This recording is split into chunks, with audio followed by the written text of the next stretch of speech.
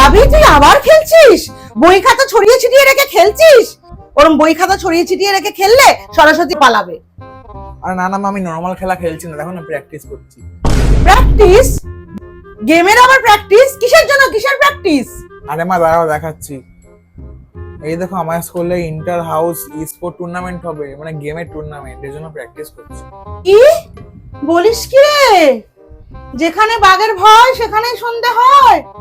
তোদের বিড়ালদের মাছ পাহারা দিতে দিচ্ছে, স্কুলে নাকি গেমিং হবে? কি বলিস? হ্যাঁ মা, আর তুমি যে গেমিং গেম বাজে বলো, যদি বাজে হতো তাহলে কি স্কুলে হতো? তার মানে গেমিং করে ক্যারিয়ার বানানো যায়, বুঝতে পারছো? মানে পড়াশোনার একটা পার্ট গেম। আমার এখন এই শোনার বাকি পড়াশোনার নাকি একটা পার্ট হচ্ছে গেম?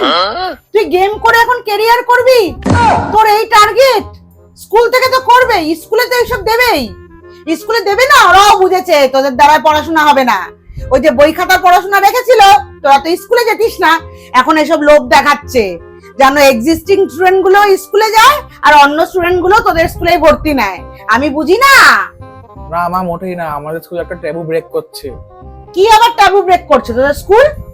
এই যে তোমাদের মনে ঢুকে আছে যে গেম দিয়ে কিছু করা যায় না, গেম বাজে।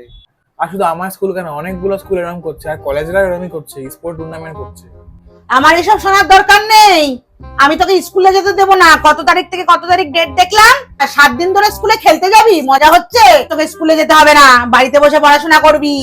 শোনো না, একটু তুমি বোঝার চেষ্টা করো না, ওই গেমের রুলগুলো তোমাকে বোঝাই বোঝাই। কি তুই আমাকে গেমের রুল বোঝাবি?